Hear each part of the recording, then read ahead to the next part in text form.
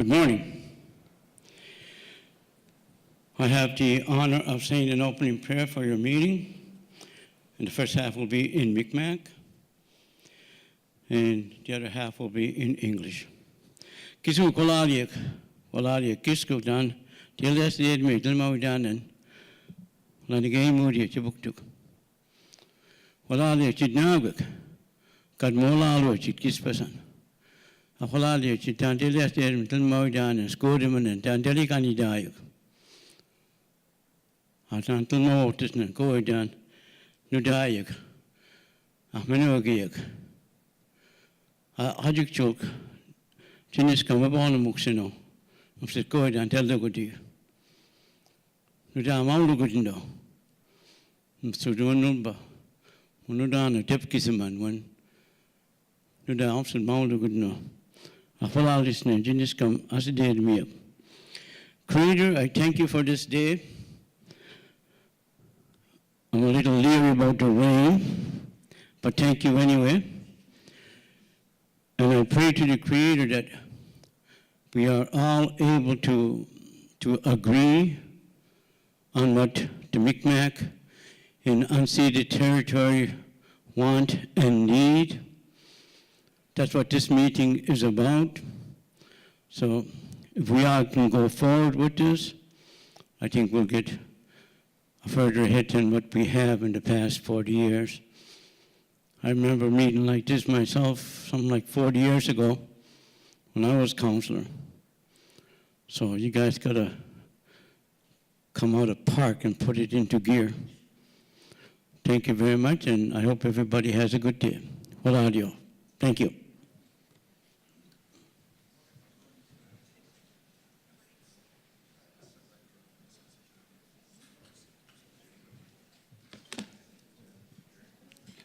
Good morning, everyone. We're going to start right away. I just want to introduce myself, and first I want to acknowledge that we're on the traditional territory of the Mi'kmaq peoples, and that it's our honor to be here. And I'd also like to say that this is the fourth in our series of dialogues. We've actually held 3 across the country.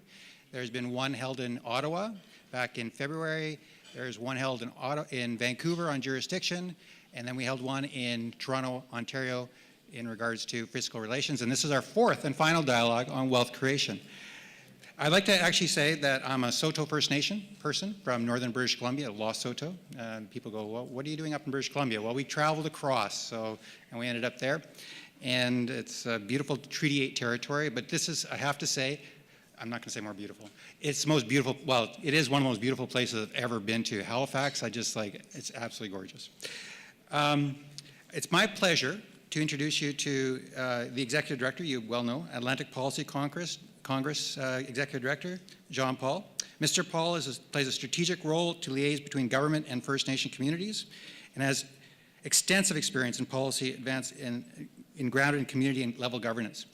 I'd also like to introduce you to Scott Searson, who's had many, many senior government positions, including the Deputy Minister of INAC, where he was instrumental in the government's response to the Aboriginal Peoples Commission. He also works with us at the Institute on Governance as a senior fellow and donates much of his time, and to me, a great mentor and a wonderful person. With that, I'd like to introduce them and bring them both up here to do introductions.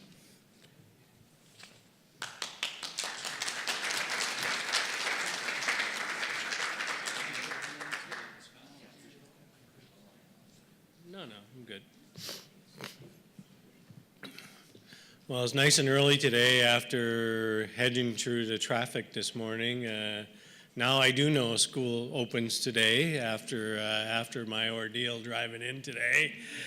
But I want to thank everybody for coming today and just tell you that this dialogue and these series of discussions over the last few months is really bringing together as many diverse people from different interests and different groups across the country to really help us more fully understand and try to figure out where the nation-to-nation relationship is going in the context of reconciliation and in the context of what we believe as Indigenous people the future will be, but also from government and other stakeholders and other interests in the country that do want to have a say and do want to contribute, because it's not just us and government arguing back and forth here. I think that there's a broader general public and the business community and other interests in the country that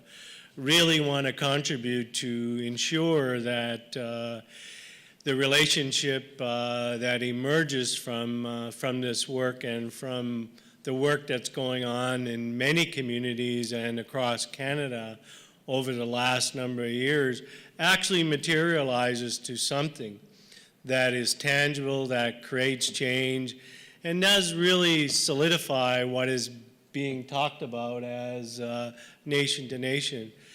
The series dialogue has focused on different aspects of this relationship and really tries to focus on the major things to create a range of views and ideas that we've heard from our leaders and others across the country that basically explain what needs to be dealt with in the fiscal relation, wealth creation, governance, and other things. And I think that setting this dialogue up and setting up this discussion as a means for anybody and everybody to contribute and to contribute towards where this is going to end up, I think is very important. And I know part of the reason that I participated in this series of events was because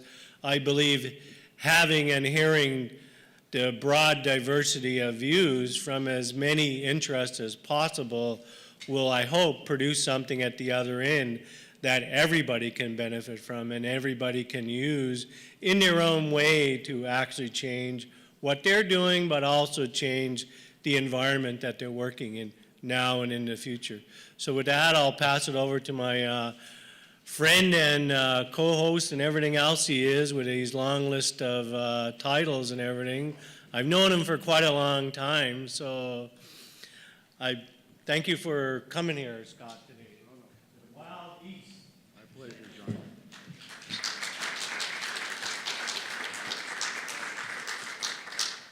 So I'm playing a couple of roles here today. I do a lot of volunteer work with the Institute of Governance, but I'm also a board member with this other organization helping to partner on these events, Canadians for a New Partnership. So I want to begin by just commending Marie-Antoinette Flumian, the president of the Institute on Governance, for her leadership on this file. She's been quite interested in Indigenous governance since she took over, and this is actually the second series of dialogues that IOG has motivated. 2012, 2013, there was an excellent series on Section 35 of the Constitution and the impact that it was having on Canadian society. I'll just say a few words about Canadians for New Partnership, since it may be unfamiliar to you as an organization. It's a not-for-profit that was initiated by Dene leader and former Premier of the Northwest Territories, Steve Kakfwi. And Stephen grew concerned back in the days of the hunger strike that Teresa Spence held, former chief of Attawapiskat. And he grew concerned about deteriorating relationships between Indigenous and non-Indigenous peoples, so he called together a group of Indigenous and non-Indigenous leaders from across the country. We spent some time dialoguing about the situation and decided to start this little organization, not for profit, to try and encourage more dialogue on these issues among Canadians. And as John has already said, and I think it's a view shared by the Board of Canadians for a New Partnership, you know, these issues, many of them have to be settled in behind closed door negotiations between Indigenous peoples and governments. But there are other stakeholders who have an interest, and I think when you have board members like former Prime Minister Joe Clark, who was involved in the Charlottetown Accord, or former Prime Minister Paul Martin, who was involved in the Kelowna Accord, people like Ovid Mercury, who was involved in Charlottetown as well. You have people who believe that we've got to continue to communicate with Canadians about these issues so that they understand them, and indeed so they continue to keep some pressure on governments to move forward on these important issues. So that's part of the role that Canadians for a New Partnership is playing. Now, Barry and John have already said that this is the fourth in a series. We do plan to have one more, November 27th, 28th in Ottawa, a wrap-up. Hopefully, we'll be able to draw together some of the lessons, challenges, issues that have been raised in the other four dialogue sessions. And I also want to underscore that the Institute on Governance has done a great job of documenting this journey through these dialogue sessions. I think you've been given an excellent background discussion paper prepared by Marcia Nickerson, and Marcia has already also documented each of these dialogue sessions with reports that are on the IOG website.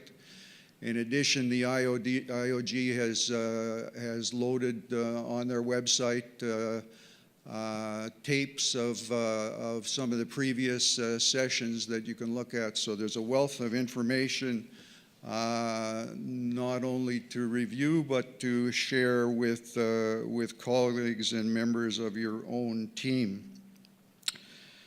So I'll just wrap up. I do want to acknowledge that while the dialogue series has been underway, the government has been moving forward somewhat, and we've had two kind of announcements over the last couple of weeks that have some significance, I think. First of all, the Minister of Justice has released her 10 principles to guide the relationship with Indigenous peoples. She's noted that these principles are aimed primarily at this point towards federal public servants, but I am assuming there'll be dialogue with Indigenous leaders about those principles. And then more recently, the government has announced that it is eliminating the Department of Indigenous and Northern Affairs and creating two new departments, one on Indigenous relations and the other on Indigenous services. So I am not going to comment on those two developments, but my hope is that during the day some of our speakers will give us their reaction on those two developments. So thank you very much, and I hope we have a good day.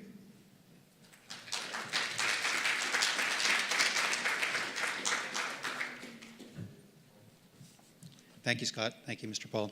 It's now my great pleasure to introduce you to the Regional Chief Morley Googoo from Newfoundland and Nova Scotia, for Newfoundland and Nova Scotia. He currently holds the Youth and Language, Culture, Arts, Truth and Reconciliation, 94 Calls to Action, Sports and Recreation portfolios for the Assembly of First Nations. He has dedicated pretty much his whole life, 19 years old till now, to the Mi'kmaq, serving the Mi'kmaq people. My pleasure to introduce you to Regional Chief Morley Googoo.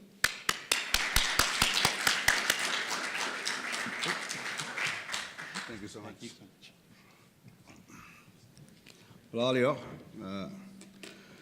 I have an opportunity and a privilege to be able to speak with you today, and I'm very honored to have that.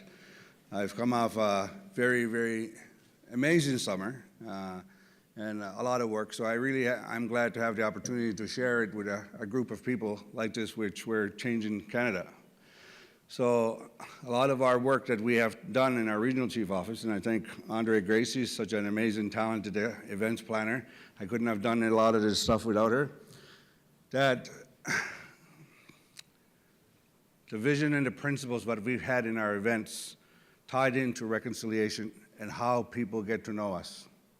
In my presentation later on, as I do my presentation, you will see I have 2 videos for you. I realized I have more time, so I will make sure I have some videos that are awesome to show you, and it falls in the theme of what we're doing. So I'll play one from the National Chief. The National Chief came down at our Grand Prix event, and absolutely did an amazing job capturing in a very short little while what our intent and purpose was. So we went on TV with Ben Mulrooney, who was also our host. CTV Morning Live was there. And for me to hear him, it was really empowering and very refreshing because somebody got it. Even if it's him, he's the national chief. He's going to repeat it all over the place across the country. But at the same time, it wasn't just him. It was Ben Mulrooney. And I had the chance to pick Ben Mulrooney up on the car at the limo and the airport and drive him straight to Grand Prix.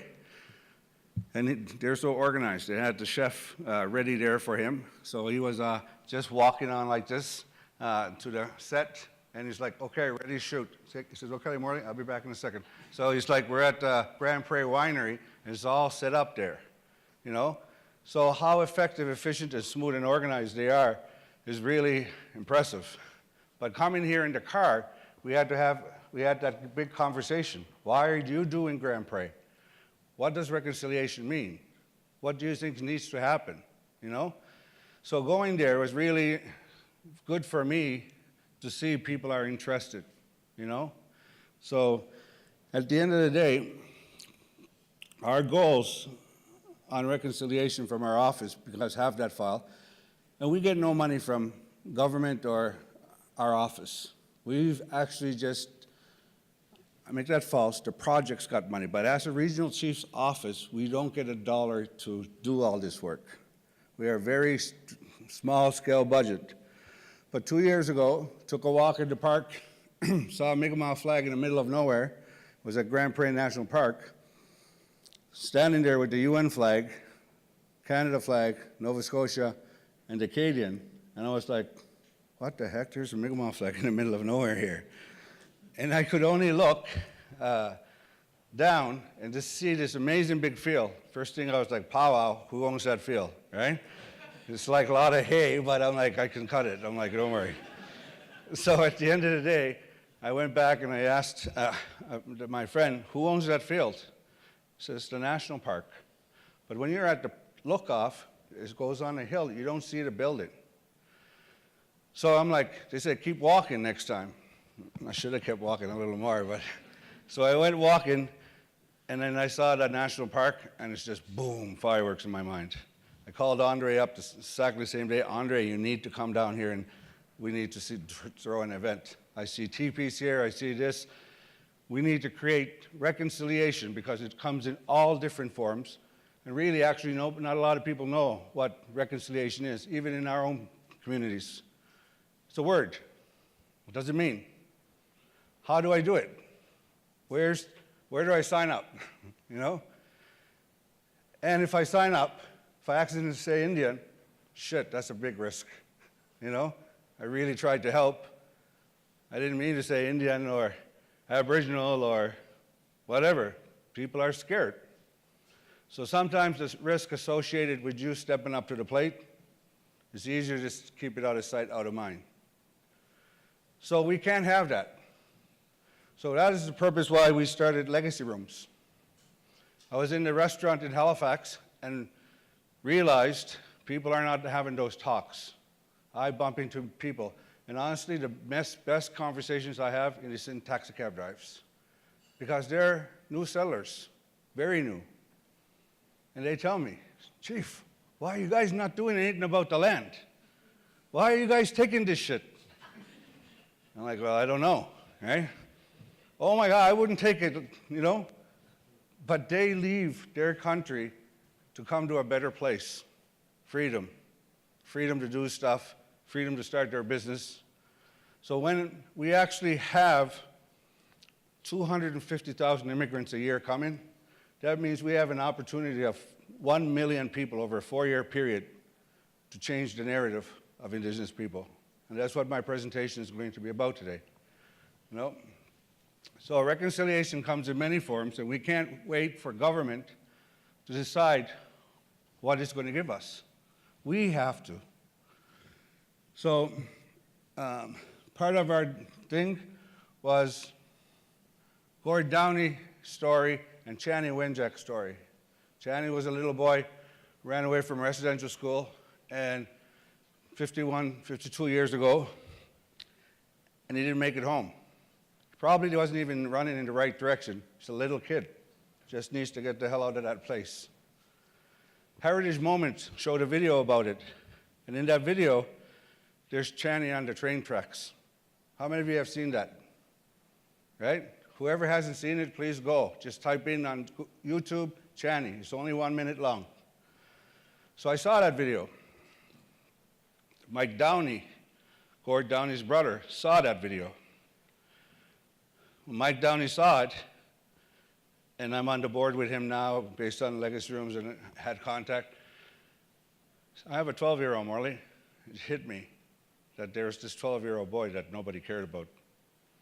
And he ran away. I couldn't imagine that to be my son. So running home, he dies, and he hears that story. Mike says, I got to go talk to Gord. And like, Gord, we got to do something here. He said, we thought we were going to do poems or a book or come out and make public statement. Great Gord started writing poems. You know, that's the first person. You know. Then the Secret Path was created. And as the Secret Path was created, and they went to go see the Wenjack family flying in, and the second part of my vision of legacy rooms was when he was flying in to the Wenjack family, and Peter Mansbridge was interviewing him. He says, nothing else matters to me anymore. I need to help Indigenous people. So when you have a celebrity who's diagnosed with cancer, terminal cancer, saying, I want to help, that's a wake-up call for some. It was a wake-up call for me to see the opportunity. So after they got home, their father got sick. The father died. So Gord and Mike went to the funeral, and Patrick is the other brother. And when they got home, Gord collapsed. So he fainted, and they took him to the hospital. And in the hospital, that's where they found out he has cancer. So he wanted to make sure that he's going to make a difference here. So calling out the Prime Minister in his last Kitchener concert, right? Like when he was here, how many people got to see the concert here when he was in town? No one? It was spectacular. A lot of people also went to those concerts because they wanted to see if a dying man, the last time of an icon like that, performing probably. So going back to that, the idea I presented to the family and going back to Channy's story, when I saw the video, Channy on the train tracks, and when I saw the little boy overseas on the beach, and how Canadians reacted with that little boy, what's the difference, I'm thinking? Our hearts are big. We want to do good. The video of that little boy was tragic as well, but we filled up warehouses of clothes. Community members got together, rented houses, waited in line, and paid the rent of these new units, and told the government, get more immigrants here. 25,000 more. So the power of the people, inspired and influenced by a tragic story, but they wanted to do something because they care. Now you go to Indigenous people, the history is not there. Don't talk about Channy. Don't talk about residential schools. Growing up, it's not in your textbooks. It's not a proud time for the government of Canada. But now, why everything is changing is because of that commitment of reconciliation. And that's why it's so important for us to know what that means. It's also so important for us to show how you can help. Also so important to create those spaces so people can talk on how and ideas what can happen. So the legacy rooms, I've got Halifax, Dalhousie Library, Killam Library is renamed. It's huge. It's bigger than this room practically. When they first took me there, they took me to the back closet and they said, "Chief, what do you think of this?" I stayed quiet for like 2 minutes because everything that I was going to say was not good. So there was only one chair there because I knew my back was sore, and I was like, "Chief, any reply?" I'm like, "What's wrong with that big room there?" They're like, "Well, geez, that's the governors have to approve that." And I think this is a good private space of a part of that room. If you're going to be the first ones in the country as a university, I'm sure it's not going to agree with you putting a closet in the back. We set a precedent for every other university in the country. The legacy room is supposed to inspire people talking, inspire ideas, be the social conscience of reconciliation, be the education of what the history of our people were, why we're so angry, but bring us to a space of embracement. Let's work together and work together for a better future. If we don't do that, keep it out of sight, out of mind, we do a service to our country and our people and each other and our peace and friendships so much injustice. But again, I respect and understand a lot of people don't know what they have to do. So we have Dalhousie, we have Ombre Academy, we have Barrington Street Steakhouse, Oyster Bar, because that's where the big deals happen. And if the big deals happen and you see Gord's picture and Channy's, and it says Legacy Room, maybe just a chance we'll have Indigenous issues in the agreement of the deal before, not after. Maybe a chance somebody will be inspired, I need to do something, whether they're individually or a company or whatever. So having these designated spaces across the country, and next week possibly, we're just waiting to hear. Is it this week? Next week. It's this week, I'm lost, folks. I'm sorry about that, I just came from France. This week possibly, we have Scotiabank head office committed to put a legacy room, and they've also agreed to reach out to all their banks. We have Deloitte here, changed their executive boardroom from Halifax Citadel boardroom to the Channy Wenjack Gord Downey legacy room. Tom and I were there when the VP announced it. And it's good. People are taking their actions. So we have a couple plans on how we're going to lay out this project. I'm going to Toronto next week to interview a new CEO for the Gord Downey Fund, because this has grown too big that we can't manage the strategies. I'm going to tell them this is how we're going to make millions, and this is how all the rooms are going to come through. My internal goal is to try to get 100 rooms before Gord passes, and I'll go and speak anywhere and everywhere to do that, It's just the right thing to do. And I already know, sadly, when he does pass, there'll be a huge bump of interest, but I'm not interested in that. That's naturally going to come. But so I'll need your help wherever you can and have influence to create legacy rooms. We did our MP Chief Summit last year as a way to try to get ahead of every other region. So look at it from my point of view. I have the national chief. I hear the talks from the minister. I hear the minister as Attorney General of Canada, which I'm privileged enough to call her my really personal friend. We were regional chiefs together for 3 years. when she decided to run for a member of parliament, my colleagues demanded her resignation. I said, Jody, you don't work for them. You work for BC regional chiefs, BC chiefs. You step down on your terms, you know? Friends do that for each other, you know? Stand by each other. So we took the bullies and put them in their place during the meeting, you know? And who knew she'd not only win, but become the Attorney General of Canada. And I'm learning as we go here. We have the first Indigenous woman to be one of the highest positions in Canada, Justice Jody Wilson-Raybould. I think you should deserve some applause.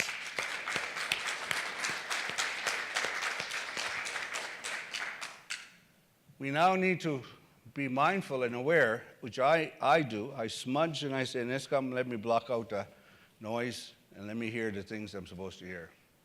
Sometimes I don't listen and get in trouble, but other than that. But I'm tired of the barking. Nobody wants to hear the chiefs anymore complaining. That's the honest truth, and sadly, they want to hear the use. What are the solutions from the youth? So I've taken 45 kids from all across the country, and I'll show you the video at the end of my presentation on the France trip. 45 kids, which was a life-changing experience. But these are our future leaders. And while at dinner, I told them, now please, when you get home, you're the new ambassadors of hope. The pride I saw in them, I still have that pride. They inbox me and talk to me, and it just makes my day. But I told them, my goal is to create a new narrative. Because the old narrative, we're a burden on taxpayers. Oh, we're protesting again. Oh, we get free housing. Some people think we get free cars, you know? And we don't know how to take our own money. And we need co-management. What else now do they want? That's the old narrative. And in reconciliation, that old narrative has to disappear through education, through working relationships that are so much better. And I say, here's the difference between reconciliation, because it happened in Canada. Gay, LGBT community happened 30 years ago. They didn't have a lot of the rights they have today. Women's issue is women's rights. But you know what's the difference between that and Canadian Indigenous reconciliation? Canadian laws were made to make those reconciliation plans happen. You can't put a law tomorrow, you need to get along with the Indians, right? But he put it in his mandate letter, the Prime Minister. But again, those laws of you can't use those derogatory words, you can't mistreat people based on their belief systems and their choices, are engraved now in Canada. And somehow, if you get off, social law today will kick in with just the internet and the opinion of the people. So there's two social law and legal law that made reconciliation happen there. What we need to do now, we're going to have social law on our side. But what do we do in the absence of a law? We should go help out wherever we can with Indigenous groups. There's none. So we need to create aspirations, inspire people, motivate people to come out and tell them it's okay, come and help. If you slip up once in a while, call me an Indian, I'm okay with it. It's not the end of the world. I know you're helping me. And that's what Canadians want and need. So we need to give them that space. So now, in our Grand Prix event, it was top class. Anybody was there? No? You agree, top class? Thanks, Chris, again, for your funding and contribution with that. And it met and exceeded any one of our expectations. If you went into the Grand Prix event, and we were so blessed, it rained so much on the second day. And I'm going to sit down on my back and swear a little bit, but it rained so much on the second day. Andre calls me up 10:30 in the morning, pouring rain. We have powwow starting at Grand Entry at 12 o'clock noon. Not only that is bad news, she tells me, busload of kids left Exosoni this morning at 6 o'clock. Like, shit. And I think there's a busload of kids coming from Yarmouth direction.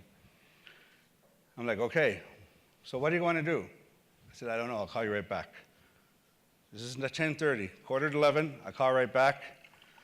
I don't know nobody at Acadia University, no contacts there whatsoever. But I remember Richard, the dean in Dalhousie, telling me, anytime, Morley, you need my help, you call me. Called him like a son of a gun, and I got machines 4 times. I'm thinking it's a Saturday, right? What else more am I supposed to expect? See the other number, home, fax. Try the home. Hello? Like, hello. It's Chief Morley. Jeez, Chief, startled me. I didn't even know my home phone worked anymore. Just sitting here, it rang, it startled me. I was like, no, I know your phone's off or something. I said, I have a really critical emergency, and you told me you'll help me anytime you can. Absolutely, what can I do for you? I need to move my powwow from Grand Pre to a large space at the university, and I don't know nobody there. Chief, I'll call the president. He's just new. I'll get back to you. Tell Andre, start packing up. And I tell the president, finally calls me directly, get an email, he's going to call you. Calls me, what do you want and need? I just need you to open the door and tell me there's space. I have a professional team that's going to walk in and just, boom, have it happen. So he says, let me check with my maintenance people. We might have to put the floor down. I'm like, moccasins are softer than sneakers. You know, you're right. I never thought of that, he said. Do you need the bleachers out? Yes. 5 minutes, give me. I tell them, it looks like going to be a green light, so just start moving. Now, we're at now quarter after 11, 11:30 maybe. So we then go on social media, start telling people, powwow's changed, Grand Entry at 1 o'clock. Boom, Acadia. I say I'll be there at 1 o'clock to give my opening comments. Call me at 10 to 1. Where are you? I'm on the way. I just got in the car. You need to hurry up. I'm like, why? The doors are opening at 1. No, there's over 1,000 people here. Of course, the rain, everybody wants to go inside. And it's on social media feed and all that stuff, so everybody's relieved. There's the quickest, most God-blessed turnover I've ever seen in my life, from that to that event. But the people, Acadians, Nova Scotians, Germans, tourists, all couldn't believe how the peace and friendship was happening. It reminded us of where we come from. Who's our allies? Well, how does reconciliation fit, we think? And I tell them, those same people that would hear Indigenous issues would say, oh, they used that money again. What are they complaining about? Reminding them of our alliance. Where we come from, we both got shunned by a colonial government that beat the French, and they refused to create loyalty between France or England. And as a result, got deported. The rest got hid with us, made some babies in the process, yes. And we saved them. And when they started their communities, look at all the communities now. They're all in marshlands and all that stuff because they weren't given the prime land. But they're fishing communities. They also weren't allowed banking, so they opened up their own credit unions. So that community and society, I was thinking the Mi'kmaq need to find a partner and an ally in reconciliation. Let's try it as a communities. It worked. So I'm going to take a break here and show you the video of the National Chief. And I love his words, very powerful, of what we're talking about today. Him and Ben Mulrooney talking, And he's talking about why we need to be doing reconciliation, why the environment is different, and how we all need to move forward. One clause he says in there, which I love, we have to remember and learn from the past, but not live in it. And that's the problem we're having right now when we're trying to get things done. That was said already. You did that, so far. So, is it ready to play? So it's 6 minutes, so I'd love you to listen to that, please. Good morning and welcome back to Grand Pré, Nova Scotia.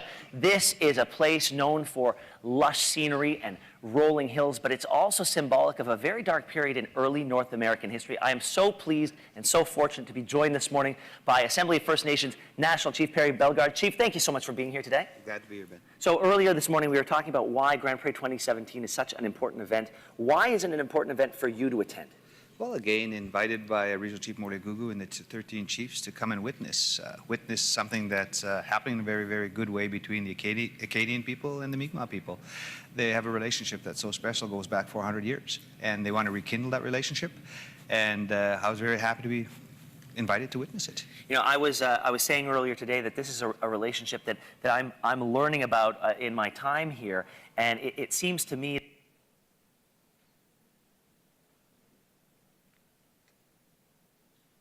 I want you to pause and think about so far what he said.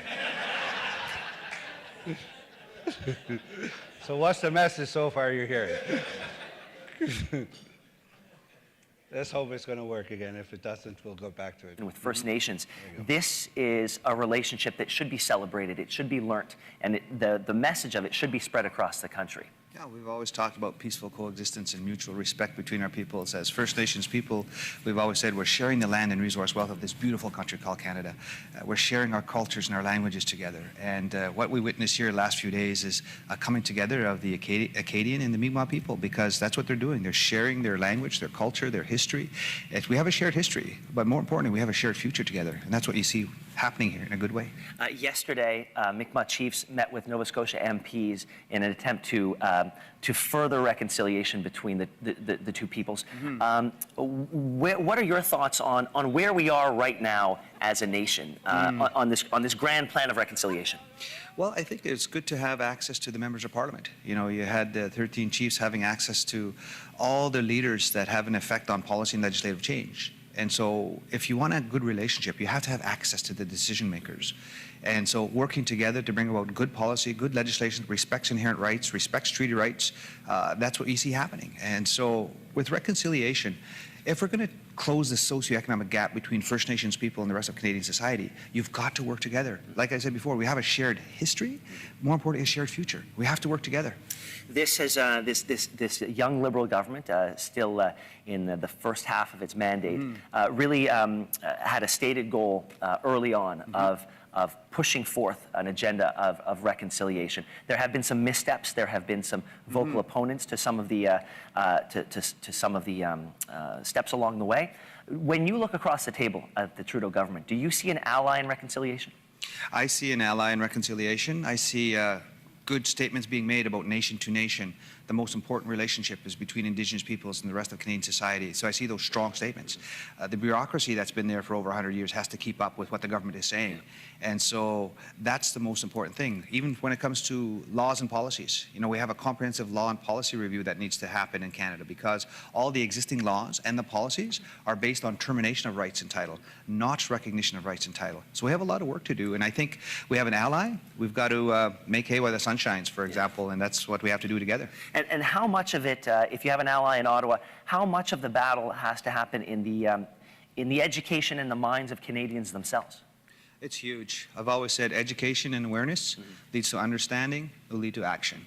And we have to tell the history of Canada, and it's not always a good thing, you know, because we faced the genocide from the residential schools, the imposition of the Indian Act, which still controls us here in 2017. So learning from those things and moving forward. And Canadians don't know their own history in a very effective way.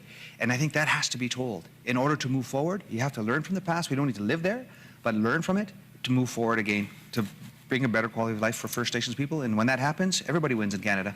Chief, you just mentioned the residential schools. It was announced that the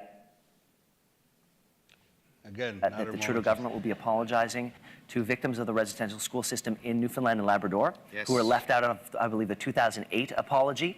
How important is that? That's very important. That's vital to healing. I don't believe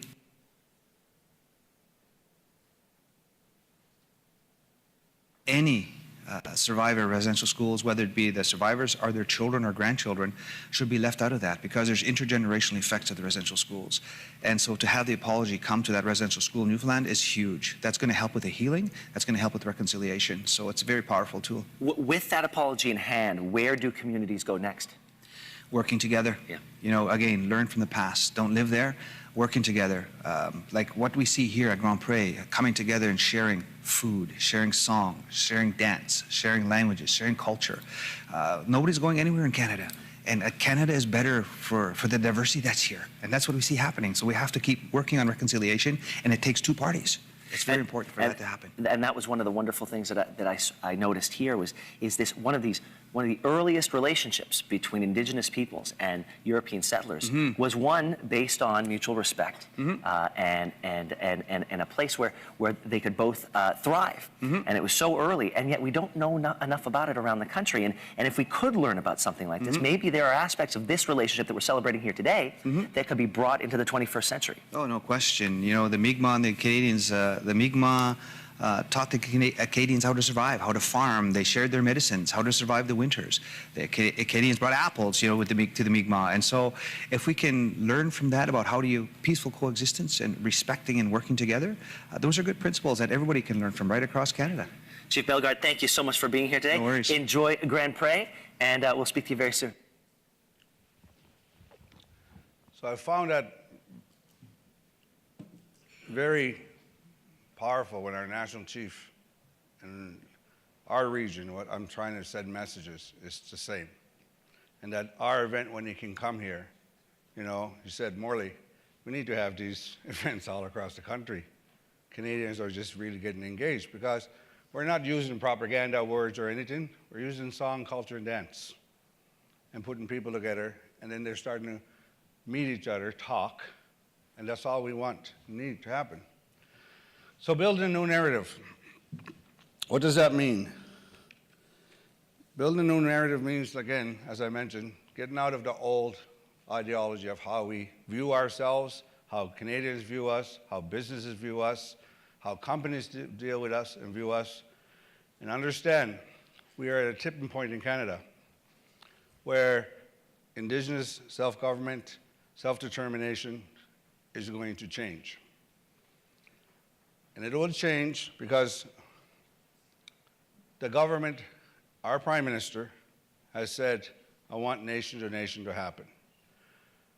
Since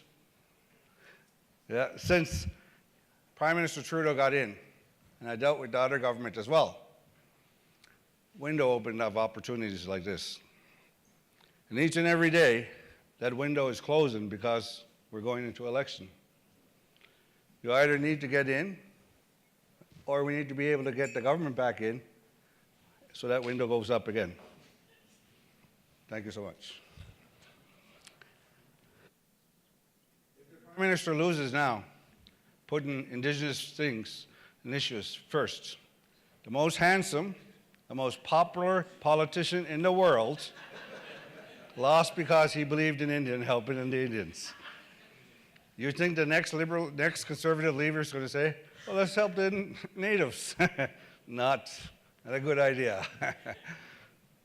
So we got to make sure we be careful what we ask for. Jody said that to us in an executive meeting. Because Site C, I think, or D in British Columbia, got approved. BC Chief Vermat. We're at the executive meeting. And she said, don't demand my resignation. I haven't changed, but I have a job to do. I'm the lawyer of Canada. And as I believe we need to progress and move our items forward, I will have to handle things on behalf of Canada, but I will push our agenda as much as I can while I'm here. You be careful what you ask for. If I leave this position, who you get. I think everybody's shut up in the room just like quiet now. But it's true. And she hasn't changed. You know, one moment I got a paradigm shift. Last June, we went on the canoe across the channel there from the National Library to the Parliament Hill. And I got to be in the canoe with Jody. The Prime Minister was ahead of us. They're like, the youth are with the Prime Minister. I'm the youth portfolio. So the youth are with you're in the second canoe. I'm like, it's all right. I get to sit with Jody, right? And then I had the House Speaker and the Minister behind me. Then we get on the other side. It's like, she calls me Googs. Her and the National Chief call me Googs. And the next person now that asked me permission if they can start calling me Googs was President of Treasury Board, Scott Bryson. So if 3 of those people, it's all right, you can call me whatever you want. I'll live with Googs. So when we got into the office, I'm waiting. This is how crazy this was, and I realized where we are in history. She walks out with Bennett. I get up like this, and Bennett goes to her, all right, boss, take care, I'll talk to you later. I'm like, boss, every department has to sign off the legal portion of their agreements, whatever they are, to the Justice Department, right? The Government of Canada's lawyer, right? Finance, innovation, all of those agreements need to be reviewed by their department. Then, when she wants to make changes, this is where these committees come into play. So, building a new narrative and making sure the time's right now is so important for us. So I'm going to use the 8 stages of leading effective change, creating change, in my talk here, Russ. And I have around 20 minutes, and I'll show you the other video, and I'll be done. So, establish a sense of urgency. Why now? Of course, explain the window, right? We need to make sure that we don't have the non-believers drown out the believers. Because somebody will always say, let's fight the government. So popular to say, let's fight the government. Why are you fighting? They want to work with us. I don't know, because it's a very good election slogan. I'll fight for your rights. So right now, the tools that the ministers use is the nation-to-nation vision that the Prime Minister had set out. He also set out mandate letters saying it's important to meet Indigenous relationships, do whatever you can do to engage in them. He created an MOU to meet. This is the first sit-in Prime Minister to come at our AGAs, We have a cabinet committee focused and looking at how to change the rules, policies, and programs of Canada so that it can actually accommodate the self-government agreements we want to create. We have the TRC calls to action as a tool to help move us forward. We have the UN Declaration, Article 3, saying the states shall promote and support self-determination and self-government. Number 4 says you will have the adequate resources to make sure those governments are self-sustaining. And then we have the 10 principles of this working committee. So the working committee is Justice Minister Raybould, Minister Eves, Minister Goodale, Minister Bryson, Minister LeBlanc, and Philpott and Bennett. If I forget anybody, I apologize. But their role is to figure out how the laws are going to change in Canada to make sure that we accommodate the vision of nation to nation, because it's going to be different. And this is the other thing that we all have to know. I worked my ass off to try to get our chiefs here top information so that we can plan properly of nation to nation where we should be going. Chief Terry here had mentioned in one of our meetings, when we decide to build, we need to clarify what's our deal breakers, I learn off them. And then I realized across the country, we all have different deal breakers. Deal breakers here are different deal breakers from Treaty 1 to 11 because they're negotiating what they want in their treaty. Justice Minister Kenna says, everything's on the table. Tell me how you want your government. One of the things we mentioned was taxation. why do we do all this economic development and have to pay all those tax revenues back to CRA and back to the government? And the more you do, the more tax you're paying. So let's change that rule, because we shouldn't be generating money for you on one end, and on the other end, look like we're taking a handout from you. You know, don't flow that money. Change those laws that any monies, taxations, stay with the Mi'kmaq government. That also can be income tax. You know, if you work for the nation, don't give your money up to another government. Everything's on the table. We need lands. Reserves are just that, reserves. They're not all location, location, location, so that's not going to work. So what else do you need to put on the table? Lands. So that's the urgency, and the whole goal is to improve the quality of life of our community members, to narrow that gap, social gap of quality of living, to reduce those high statistics of everything we are, highest diabetes, suicide, you know, mental health. We don't need to win those battles. We need to create the guiding coalition. In our case here, started the process with our MPs. Last year, and this is the only chief MP summit in Canada. It's the first one that happened on Parliament Hill, June 20 last year, and August 10 was the follow-up, where all our MPs are meeting with all our chiefs. And we discuss, mostly at this point, what they don't know.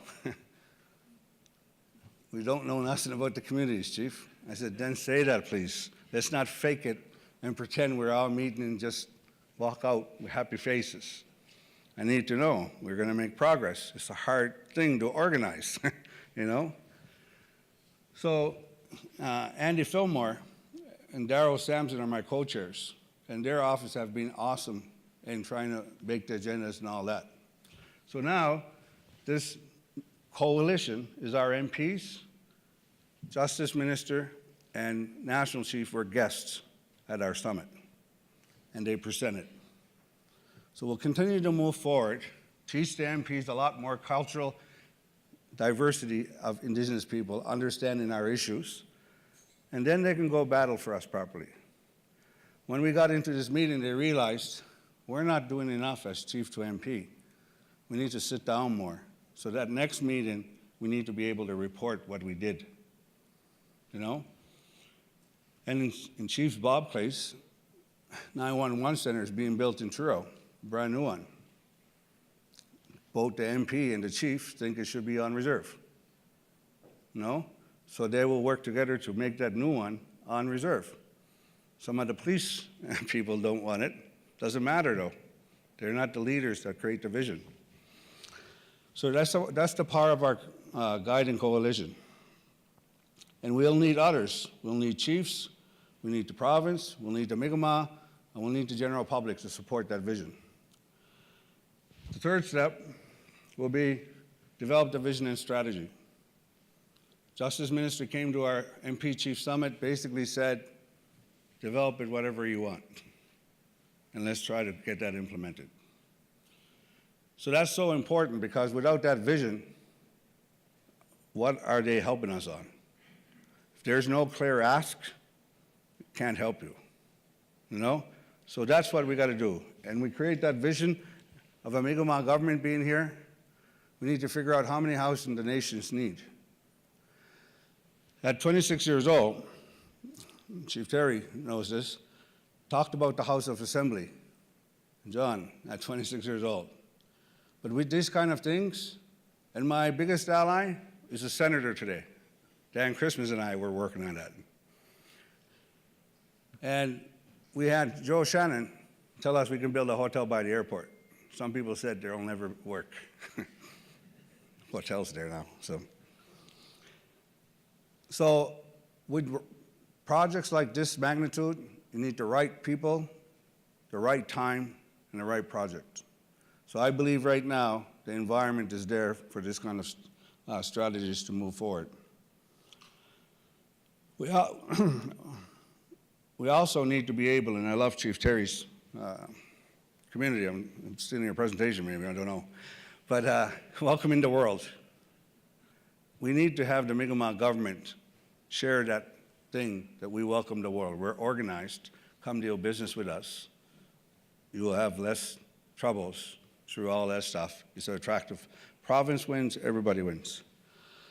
Because we got to remember, if we allow our leaders to lead and create those spaces and give them those opportunities to create those partnerships, things will start moving forward. And what do we bring to the table? We got Indigenous people contribute $1.14 billion to the economic performance in Atlantic Canada. We're mega players, but we're not leveraging our assets and not communicating what we have. So organizing ourselves will allow us to start doing that. So the next one is communicate the vision and strategy. With who? We need allies. That's why we went and did the MP Chief Summit. We need allies. Justice ministers there. 5 cabinet ministers, 7 cabinet ministers are there. We have people in staff. We still have people out there, all new immigrants, I said. We have 1 million people in the next 4 years that are coming on our land, and we're going to have the principle we all agree to coexist, and they're coming here for a better life, and they want to help. We got to show them how. So we need to communicate that. And that's why legacy rooms were created, so people can start talking. We need to empower broad-based action. Means everybody feels they're part of reconciliation. And Grand Prairie event was one of that. So our quest and self-determination to Mi'kmaq government, every chief, every councillor, every community leader will feel, how do we shape that and what's that supposed to look like? And what's the benefits going to be? And let's compare notes to what we have now and what actually can be. We don't have to dream. We do just have to do a hell of a lot of hard work at right now. So we need to empower that broad-based action. Number 6 is generating short-term gains. All our relations, MC-Nogamaa project, instead of having one token Indian on that sail train in International, which was nominated for Nobel Peace Prize, and we need to nominate them again, by the way, and add reconciliation to that. That's a win. They didn't have the 1 or 2 token Indians. They had the whole ship of 45 kids. And it was a race across from Halifax, August 1st, to France. Need a good round of applause for this one because our youth made 2nd in that race.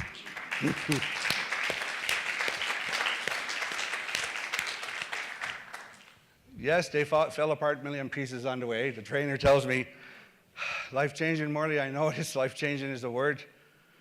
And he's like mixed martial artist. He works at a Gracie camp, disciplined. He's working on his PhD. He says, but I'm in the middle of the ocean, Morley. I couldn't call you for help. I couldn't call Peter for help.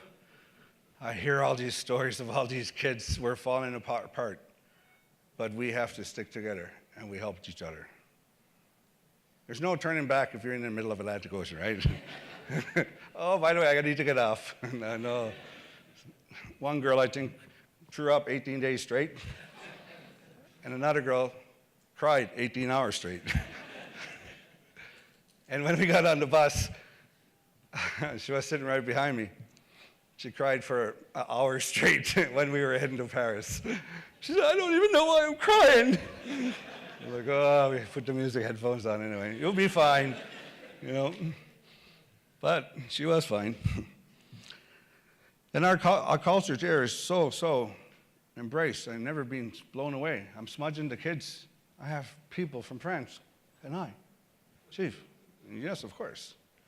Then we get up at the Louvre. We drop the kids off on the day before they go home. 11 o'clock, guys. We're dropping you off. Be at this place 6 o'clock. Before we leave, we're doing an honor song. Remind you guys, we get off the bus, make a huge circle, we do the honor song. Not really conscious or aware of it, that we were actually going to attract so many people. It was really cool. So, INAC to say, I'm going to get rid of the Indian Act. I'm going to split 2 departments to make sure we run things. But if you want real Crown relations, you should have a full team and go talk serious business on that, because that's a full-time job alone. So I really welcome that move. And in New Brunswick, they had the tax agreements, you know, where their tax money went back to their communities. That showed wealth there. There's some models already out there that we can easily put in our proposal and structure.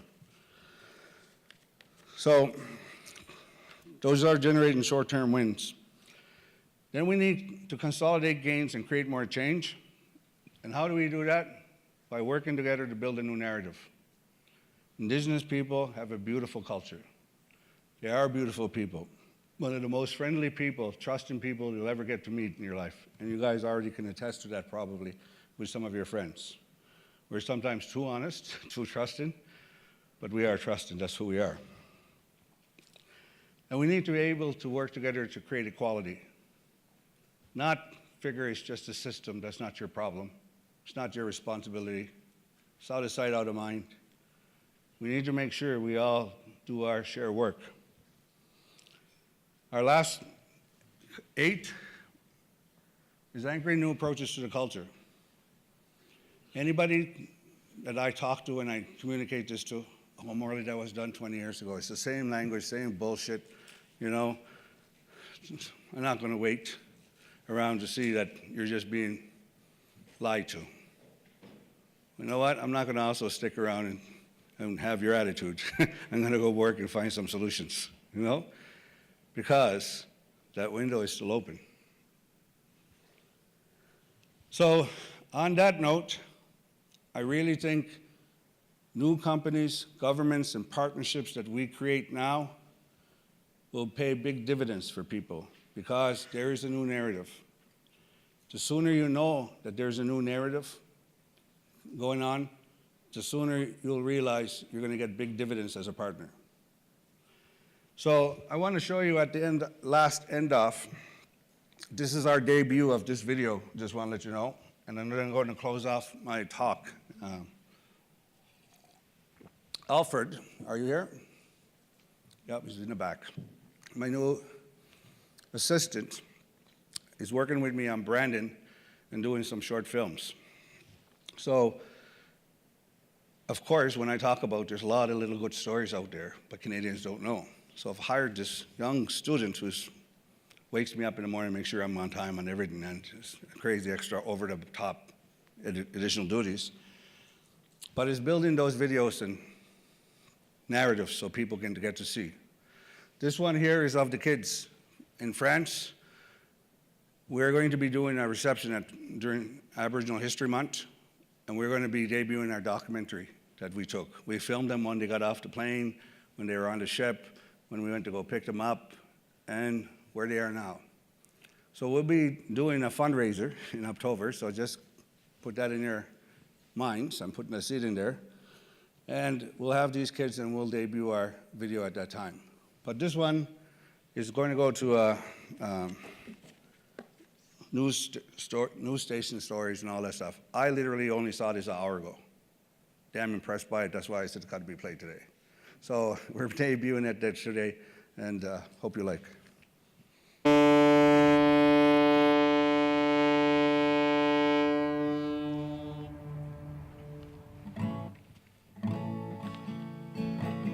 That song in the background was one of the girls' originals. We recorded her. Leaving home, having long nights, seeing new sights, finding my way, meeting new friends, coming together, exploring the world. First time away from home.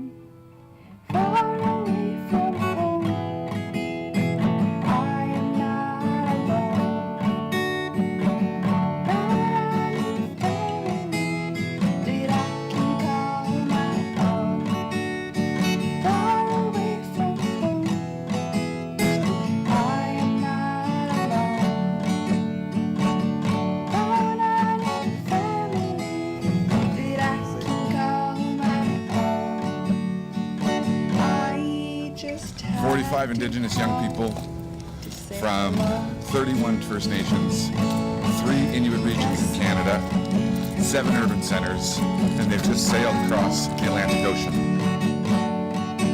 I laugh a lot. They've created a community You know, that allowed them to do this, myself to sail from Halifax to Le Havre, France.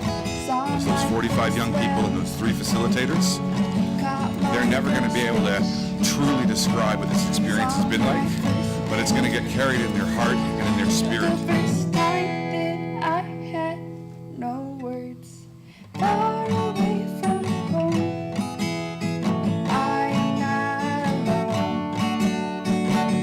Now I have family that I can call my own.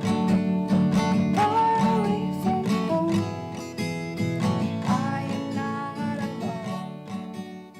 It was the coolest thing I've ever done. I loved every second of it.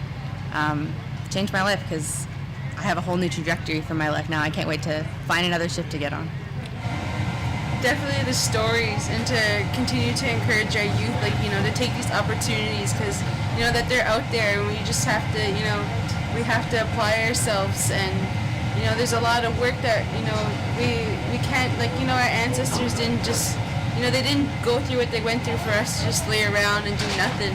You know, we have to take these chances, take these risks, and, you know, without doing this, we wouldn't have met, like, all these amazing people. And so what I'm taking from this journey is probably more patience, because I gained more patience on this journey, and probably compassion. I'm more compassionate than I was before. I understand people's situations, and I feel like I've become more open as a person. Would you recommend this for someone else, and why? Oh yeah, I would recommend it to a lot of people that I have in mind at home, because you know, there's a lot of Indigenous people not succeeding. They have like a mental state of stereotypes on by other people outside the reserve, saying, you know, you guys are drunks, you guys are druggies, and being on this trip made me feel like that's not true, and it's not true. You know, being on this trip would help our youth to succeed, and education-wise and everything else, you know, traveling, getting out there.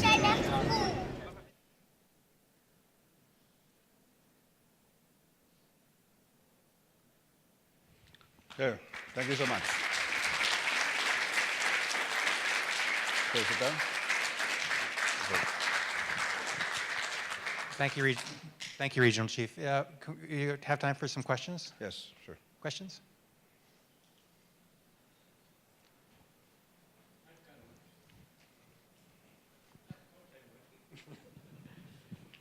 There was a young fellow that took his life the eve of traveling down here with the other kids. Is he going to be mentioned in this documentary at all?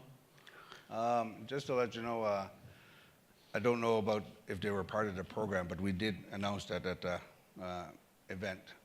What they did was they put a spirit plate on the ship every day for him. That wasn't just for him, it was for the 46th Warrior. So all the way through the trip on their exercises, they made sure they had an extra one for that 46th Warrior that didn't make it because of our stuff. And even in our banquet and supper, we put the spirit plate there, and we did a moment of silence for all other kids too. Good, I just don't want him to be forgotten.